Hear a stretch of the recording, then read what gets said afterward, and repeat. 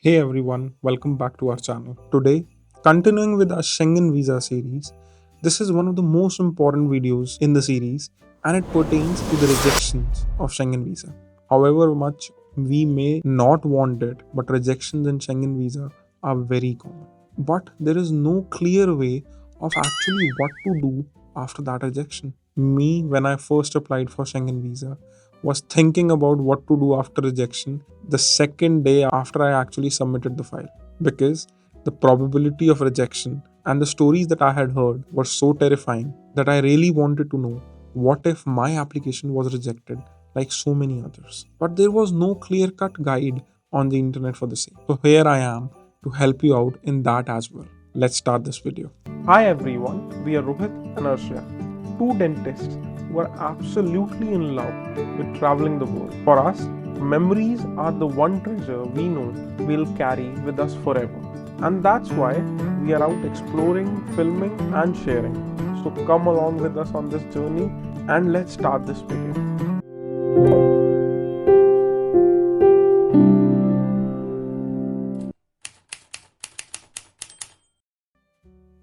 So, in the first part of this video, we'll cover the most common reasons for Schengen visa rejection. Every time you get refused for Schengen visa, it comes with a refusal letter. Yes, that is how I personally see if my visa has gotten approved or not, even before opening that envelope. If it has a letter, most probably it has got rejected. Because a letter only comes with a refusal. And that refusal letter contains very critical information pertaining to your rejection reasons and the way to appeal. There is a refusal code number on each and every refusal letter and also a small explanation so as to why did the visa officer actually rejected your application. Explanation is not that in detail, and here I will provide you each and every visa rejection code explanation in detail. The first and one of the most common is code 11, which is lack of financial proof.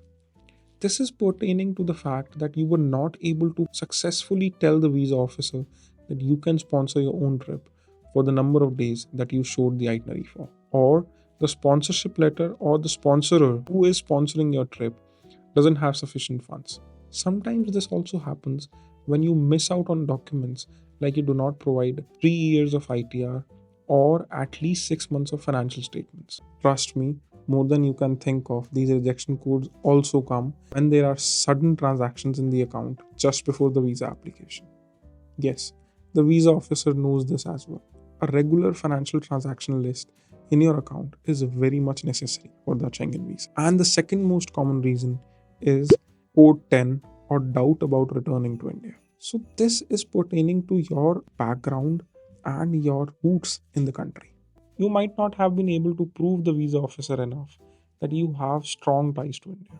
For showing strong ties to your home country, the main documents that you might need proof of financial assets in your name in the country. These can be movable or immovable assets like car or house. This shows that you have a lot of financial investments in the country and you will be coming back for the same. Business owners can show ownership proofs or the list of shareholder or directors of their own company. People who are salaried or employed can show the various assets in their names. And if you don't have one, then the last resort comes out to be your parents and the assets that they have. The third most common reason is missing documents or employment details. If you are employed, an NOC from your workplace is very important. And if you're self employed, the employment details need to be shown very carefully, like the list of shareholders and the list of directors, signed and stamped by an authorized chartered accountant. One of the last reasons that usually does not lead to rejection is lack of travel history. It's not that common to get your visa rejected just because of lack of travel history, and I have seen many people get visa even when the Europe is their first international trip. So if you have your documents correct, I personally feel that this won't be a reason for your rejection. Now, coming on to the segment 2 of this video, and that is what to do once your visa has gotten rejected.